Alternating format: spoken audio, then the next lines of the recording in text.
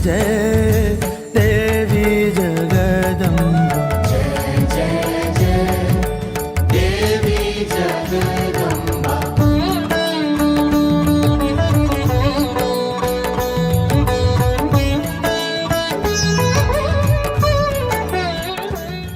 साधना के सभी दर्शकों को मेरा प्यार भरा नमस्कार। इस संसार की रचना ईश्वर के तेज से हुई है। जहाँ जीवन है, प्राण है, वहाँ ईश्वर की शक्ति है। हमारी सारी शक्तियों का आधार ईश्वर है और स्वयं परमेश्वर की शक्ति है माँ भगवती। माँ भगवती आदि शक्ति है, सर्वेश्वरी है। माँ का तेज सृष्टि के कण कण में समाया है। लेकिन इस धरती पर कुछ ऐसे परम धाम भी हैं जहाँ आज भी माँ की शक्ति का, उनकी चेतना का साक्षात दर्शन होता है। जय जय जय देवी जगदम्बा। जय जय जय देवी जगदम्बा।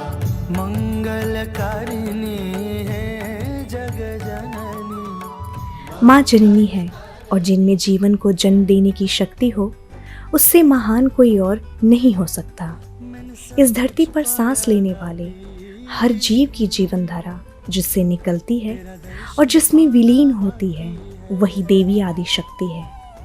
देवी हर रूप में ममतामयी है कि उनकी भक्ति कब प्रेम में बदल जाती है और कब वो हमारे लिए देवी से देवी माँ बन जाती है, आभास ही नहीं होता। बस तेरा आना बाकी है।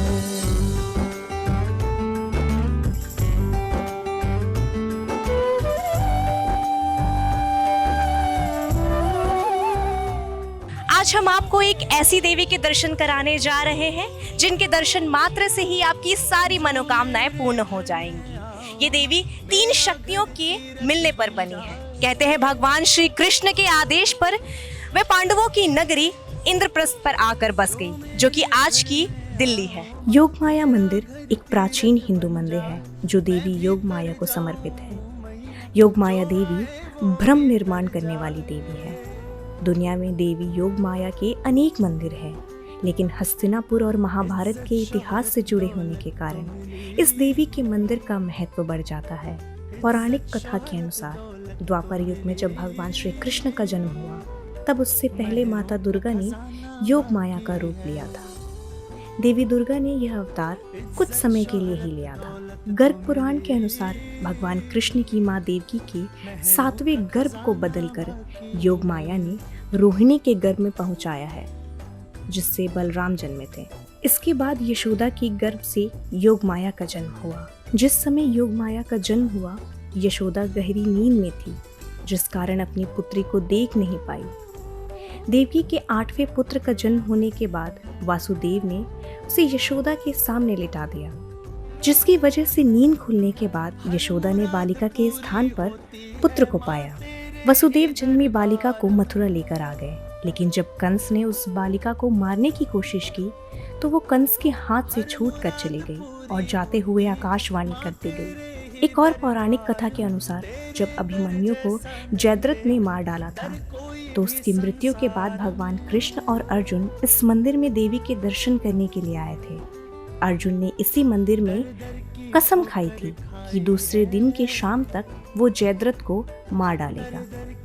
देवी के चमत्कारी शक्ति के कारण ही युद्ध भूमि में भ्रम पैदा करने वाला सूर्य ग्रहण हुआ था, और इस सूर्य ग्रहण के कारण ही अर्जुन को जयद्रथ को मारने में मदद मिली थी। मेरा नाम वैभव गोयल है। मैं पिछले 7 साल से माँ का सेवक हूँ। सबसे पहले तो ओम योगमाय महालक्ष्मी नारायणी नमोस्तुते। ओम योगमाय नमोस्तुते। केंद्र शाम सर्वर्गे सर्वरदे सर्व पाप हरे देवी नारायणी नमोस्तुते। पिछले 7 साल से मैं माँ की सेवा कर रहा हूँ। पहले मैं पापा के साथ आता था, मैं छोटा था। उसके बाद पापा ने भी यहाँ पे बहुत सेवा करी है माँ की। मतलब मैं अपना एक्सपीरियंस आपको शेयर करता हूँ कि मैंने माँ की चालीसा रखी थी। तो जनरली होता क्या है, चालीसा हम रखते किस लिए, ताकि हमें कुछ फल मिले, हमने कुछ मांगे। लेकिन मैंने कभी कुछ नहीं मांगा मैया से। और मैं सबसे यही कहता हूँ कि अगर भगवती के दरबार में आ रहे हो तो आप किसी से कुछ मत मांगो। क्यों? क्योंकि वो जगत जननी है, उसे पता है कि आप दरबार में क्यों आ रहे हो। आपको मांगने की ज़रूरत नहीं है यहाँ पे, उसे पता है कि आप यहाँ पे क्यों आ रहे हो। और मतलब मैं अपनी कहानी अगर बताना चाहूँगा तो बहुत ऐसी कहानियाँ जो मेरे साथ बीती हैं और जो भगवती ने ठीक भी करी है। जनरली होता क्या था कि मैंने चालीसा रखी थी, तो होता है कि एक भगवती परीक्षा लेती है हर चालीसा का कि हाँ भाई अब ये चालीसा कर रहा है, इसको 40 दिन रेगुलर आना है तो इसकी परीक्षा होगी ही होगी। तो मैं उस टाइम 12th में था। हुआ क्या, 36वें दिन मेरा एक्सीडेंट हुआ था। तो एक्सीडेंट के कारण मेरा जो घुटना है वो पूरा अच्छी तरह डैमेज हो चुका था, छिल गया था बुरी तरीके से। लेकिन उसके बाद मैंने सोचा कि भगवती ने परीक्षा ली है तो इस परीक्षा में मेरे को सफल होना है। फिर मैंने मतलब हाफ कैपरी में भी मैं आता था भगवती के दर्शन करने के लिए, ताकि मेरी चालीसा संपूर्ण हो। बस सबसे बड़ी बात ये है मेरी। भगवती का मंदिर 5000 साल पुराना है। ये भगवान श्री कृष्ण की स्वयं बहन है। ये दोनों का जन्म एक साथ हुआ था। तो भगवती को कंस ने पकड़ लिया था। कंस की मुट्ठी में से भगवती ने छूट के आकाशवाणी करी थी कि हे कंस, तेरे को मारने वाला पैदा हो चुका है। तो भगवती का जो शीश है वो शीश यहाँ पर है, जो पैर है वो विंध्याचल में है, और धड़ जो है वो आकाश में बिजली के रूप में समाहित हो गया था। मतलब इवन आप अगर यहाँ आते हैं तो आपको एक पीस देखने को मिलता है, एक मेडिटेशन देखने को मिलती है आपको। जय माँ योग माया जी। ओम योगमाय महालक्ष्मी नारायणी नमोस्तुते। मेरा नाम खुशहाल डेमला है। मैं यहाँ ये नहीं बताऊंगा कि मैं कब से आ रहा हूँ, बट मैं इतना बताऊंगा कि अगर जो बंदा यहाँ पे आता है, जो भी भगत यहाँ पे आते हैं, बहुत श्रद्धालु आते हैं। राजस्थान में माता रानी को कुलदेवी के रूप में पूजा जाता है। तो जैसे अगर माता रानी के दर पे जो आता है उनको पता है कि उनके बच्चों को क्या चाहिए, तो इनसे मांगने की किसी को ज़रूरत नहीं पड़ती। मैं जब से आ रहा हूँ मैया ने मुझे बिना मांगे दिया है। और मैं इतना कहूँगा कि अगर आप यहाँ पे आओगे, सिर्फ जनरली आप किसी भी मूर्ति को 2 मिनट से 5 मिनट देखोगे, वो तुमसे बात करना स्टार्ट हो जाती है। जैसे भी आप देखोगे, अगर आप इनको 2 सेकंड के लिए भी देखना चाहोगे ना, ये माता रानी ऐसी हैं कि तुरंत आपसे ऐसी बातें करना स्टार्ट हो जाएंगी कि मतलब आपके जितने भी जीवन के दुख है वो सारे ये हर लेंगी और आपको एक अच्छी शिक्षा प्रदान करेगी। बस ओम योगमाय महालक्ष्मी नारायणी नमः। मैं माता की भेंटें गाती हूँ। नवरात्रों में 9 दिन मैं यहीं होती हूँ। 10 बजे से 12 बजे तक मैं महारानी का गुणगान करती हूँ। मैं यहीं पे होती हूँ। बाकी जैसी इनकी इच्छा आगे मुझे मिलता है तो मैं आगे भी जाती हूँ। कीर्तन जब आप यहाँ पे करती हैं तो कैसा महसूस होता है आपको कीर्तन जब? बहुत आनंद आता है। साक्षात महारानी के मुझे दर्शन मिलते हैं, इससे और क्या चाहिए मुझे। बहुत अच्छा लगता है, मन को भी सुकून मिलता है। वैसे नहीं आ सकते, लेकिन इसके गुणगान की वजह से मुझे बहुत ही आनंद आता है। मुझे हर चीज़ मिलती है और मुझे हर कुछ दिया इस माँ ने। जो मुझे नहीं चाहिए था वो भी दिया और बिन मांगे दिया। आप सभी लोग यहाँ पे जितने हैं, आप सभी यहाँ पे कीर्तन करते हैं? हाँ जी, हम सब कीर्तन करते हैं। कीर्तन करने के बाद कैसा महसूस होता है आप लोगों को? वो अंदर से बहुत अच्छा महसूस होता है। माता रानी साक्षात हमारे साथ रहती हैं। बहुत बढ़िया। पूरे 9 दिनों तक आप यहाँ पे योग माया मंदिर में पूरे 9 दिन यहाँ पर हम हाजिरी देते हैं। हमारे जो मांगते हैं हमारी मनोकामना पूरी होती है। मैया बहुत अच्छे से साथ देती है हमारा। 12वीं शताब्दी के जैन ग्रंथों में इस मंदिर के निर्माण के पश्चात मेहरौली को युगुनीपुरा के नाम से वर्णित किया गया है। माना जाता है कि इस मंदिर का निर्माण पांडवों द्वारा महाभारत युद्ध की समाप्ति के पश्चात कराया गया था। इस मंदिर को सर्वप्रथम सम्राट अकबर के शासनकाल के दौरान लाल सेठमल द्वारा कराया गया था। वर्तमान मंदिर का निर्माण 19वीं शताब्दी में हुआ है। जय माँ। ओम योग माया महालक्ष्मी नारायणी नमस्ते। योग माया, योग शक्ति, सिद्धपीठ, महामाया, किस रूप में मैं इनको कहूँ, ये तीनों देवियों की शक्ति है। और भगवान श्री कृष्ण जी की जितनी भी जब अपने विराट रूप लिया था वो सारी शक्तियाँ इनके अंदर विराजमान है। माँ योग माया, महामाया। अभी ये कलयुग में भगवान श्री कृष्ण कलगी जी की तलवार बन के आ रही है। कलयुग में जो त्रिकुटा पर्वत पे वैष्णो देवी बैठी हैं वो भगवान श्री कलगी जी की अर्धांगिनी बनेगी और माँ योग माया तलवार बन के आएंगी। जैसे द्वापर वो युग में भगवान ने जब अवतार लिया था तो माँ योग माया उनकी शक्ति बन के आई थी। उन्होंने अपने आप में शक्ति निकाली थी कि ये शक्ति सारा काम करेगी। जयद्रथवध पुराणों में बहुत जिक्र है इसका, माँ योग माया जी का। जयद्रथवध जब हुआ था तो एक तरह से सूरज ढल गया था। उसने अपने जितने भी एक सर्कल से बाहर आ गया, शोर मचाने लग गया, अब तो मुझे कोई मार ही नहीं सकता, क्योंकि अर्जुन ने प्रतिज्ञा करी थी कि आज मैं जयद्रथ को मार के हटूंगा। तो भगवान श्री कृष्ण को पता था कि ये आराम से मार नहीं पाएंगे, तो उन्होंने कुछ ऐसी लीलाएं रची माँ योग माया जी के द्वारा कि जयद्रथ को बाहर आना पड़ा और उसका वध हुआ। क्योंकि अर्जुन ने कहा था कि आज नहीं मार पाया तो मैं धरती में समा जाऊंगा।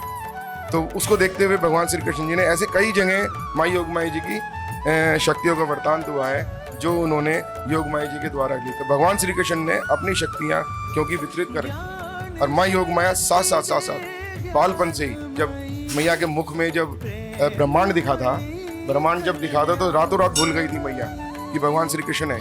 अगर ऐसा हो जाता तो फिर पूछा भी गया था कि मेरी मैया के और मेरे बीच में ये माँ योग माया को आने की जरूरत नहीं थी। तो उन्होंने कहा भगवान अभी तो आपने बहुत सारी लीलाएं करनी है, अभी तो बालपन है आपका, अभी से मैया को पता लग जाएगा कि आप तो भगवान हैं, तो आपसे आपकी पिटाई भी होनी है, उनसे आपको बांधा भी जाएगा, बहुत सारी लीलाएं आपने करनी है। तो ये देखते फिर माँ योग माया ने उनको बताया, तो उन्होंने सारी जो रात में जो ब्रह्मांड देखा था मुख में सब डिलीट हो गया उनका। तो ऐसे कई ऐसी वो हैं कहानियाँ जो माँ योग माया जी ने भगवान श्री कृष्ण जी के साथ में रची। तो द्वापर युग केवल योग माया जी का था, मैं तो ये कहता हूँ। भगवान श्री कृष्ण फ्रंट में थे, पीछे योग माया थी। तो योग माया अपने आप में महामाया है जी, इसकी शक्ति निराकार है। और ये तांत्रिकों की तांत्रिक है देवी योग माया, इनमें इतनी शक्ति है। सारी देवियाँ, सारे जितने मैं कह रहा हूँ ब्रह्मा विष्णु महेश, जब इनकी व्याख्या करने लगे ना तो इनकी व्याख्या पूरी नहीं हुई थी जब तक वो तीनों देवियाँ उनके साथ में नहीं आ गई। जब छहों ने इनकी व्याख्या करी, जब जाके इनकी व्याख्या पूरी हुई, तो इनकी शक्ति अपरंपार है। मैं पंडित प्रवीण वत्स, सुबह में मुझे माँ ने स्नान श्रृंगार का मौका दे रखा है। मेरी बारी है, 1 साल परिवार की बारी होती है, पूरे परिवार की 1-1 साल। ऐसे हमारे सारे परिवार हैं जो अलग अलग बारी चलती रहती है। इस साल मेरी बारी है, तो मैं तो अनुभव किया है। और पहले 13-14 में भी मैंने पूरे साल, तो पिताजी की डेथ 2008 में हो गई थी, तो 13-14 में मैंने पूरा अनुभव देखा था। इनकी शक्ति, ये तीनों रूप बदलती हैं। मेरे पिताजी ने मुझे बोला था कि ये माँ योग माया जी का स्वरूप जो है तीनों रूप देता है। तो मैंने उसको 13-14 में बड़ा ध्यान से देखा, तो वास्तव में ये तीनों रूप बदलती हैं। तो इनकी शक्ति अपरंपार है जी, पूरे साल में मैंने इसको देखा। और ऐसे बहुत सारे लोग भक्त आते हैं जो ऐसे बताते हैं कि मेरी ये पूरा हो गया, मेरा वो पूरा हो गया, पंडित जी आपके द्वारा पूरा हो गया। हम तो केवल इनके सेवक हैं, नाम मात्र हैं। आसन की बहुत महिमा है, इस आसन से जो आशीर्वाद मिल जाता है वो फलीभूत होता है। और जो माँ की शरण में, ये हम लोग नहीं आते, ये बुलाती है। कोई भी व्यक्ति यहाँ आ नहीं सकता। ये एक्चुअल में दार्शनिक स्थान नहीं है। योग माया एक दार्शनिक स्थान नहीं है जहाँ बहुत भीड़ होती है और इस तरह के लोग बाग लाइन में लगी रहती है। ये आध्यात्मिक स्थान है। यहाँ योग की पूजा होती है। आप ध्यान कीजिए, मेडिटेशन कीजिए। ये एक केंद्र था पहले कभी योग का। तो पहले योगनीपुरम के नाम से भी जाना जाता था। ये पूरा क्षेत्र योगनीपुरम के नाम से जाना गया, लाल मंदिर के नाम से जाना गया। ये फिर पृथ्वीराज चौहान ने ये भवन बनाया। ये उस टाइम उनकी लड़की बेला जो कुतुब मीनार पे जाके मंदिर में पूजा करती थी और यमुना जी में अर्ज दिया करती थी, कुतुब मीनार के फर्स्ट फ्लोर पे जाके। कहने का मतलब यमुना जी इतनी नज़दीक थी। तो इनकी शक्ति अपरंपार है। और हमारे तो 500-700 साल से ये जो पीढ़ी चलती आ रही है, इनकी पूजा कराती आ रही है, वो केवल एक हमारे बाबा हुए हैं, बाबा चांचक। बाबा चांचक के द्वारा हमें ये पूजा करने का ये अधिकार मिला। बाबा चांचक हमारे परिवार के एक सदस्य को उन्होंने इस गद्दी को संभालने के लिए बोला। 700 साल पहले की बात कर रहा हूँ। वो बाबा चांचक से जब से उन्होंने गद्दी दी है, हमारा परिवार धीरे धीरे बढ़ता गया। इनकी कृपा से, योग माया जी की कृपा से इनकी सेवा में करता गया और वो आज तक चल रहा है। और बाबा चांचक का समाधि है हमारे, जिन्होंने हमें ये मंदिर दिया था, वो बाबा के समाधि हमारे बनी हुई है। तो शक्ति तो नहीं कह सकते, बोलना ही इनके लिए ऐसी बात होगी कि हम शक्ति की बात कर रहे हैं। ये तो जैसे कहते हैं ना, जगत जननी, 3 देवियों की जगत जननी, हाँ, जगत जननी है, जिनको हम अपने कुछ बोलेंगे तो ऐसा लगेगा हम बहुत छोटी बात बोल रहे हैं। महरों का खजाना बाकी है।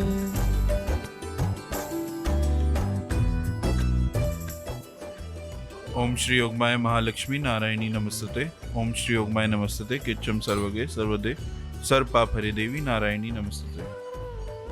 मेरा नाम चेतन वत्स है। हम यहाँ के महंत हैं।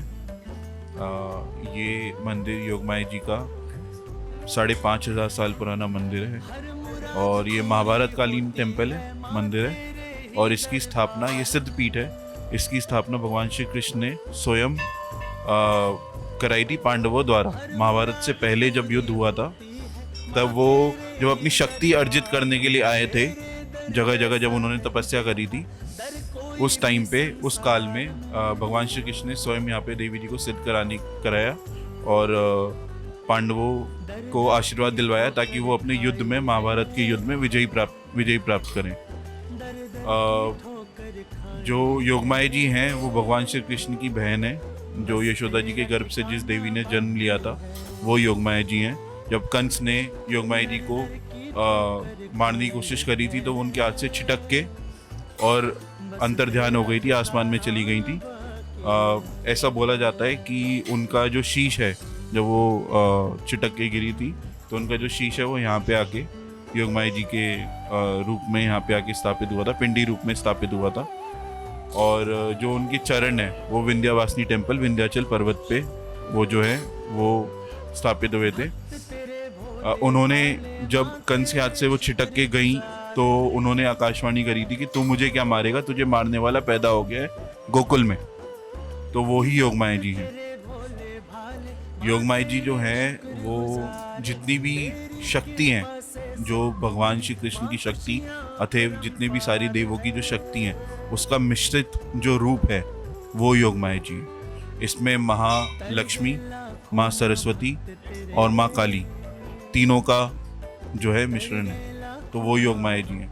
इसलिए हम योगमाया जी का जो मंत्र बोलते हैं वो ओम योगमाय महालक्ष्मी नारायणी नमस्तुते, ओम योगमाय नमस्तुते, किद्दुषम सर्वगे सर्वदे, सर्व पाप हरे देवी नारायणी नमस्तुते। सारे पापों को हरने वाली जो हैं वो हमारी योगमाया जी हैं। ये जो टेम्पल का आप जो प्रांगण देख रहे हैं, ये वैसे तो महाभारत कालीन है, बट थ्रू द हिस्ट्री में अगर आप देखे जाएंगे तो ये बहुत सारे राजाओं ने इसका निर्माण कराया है।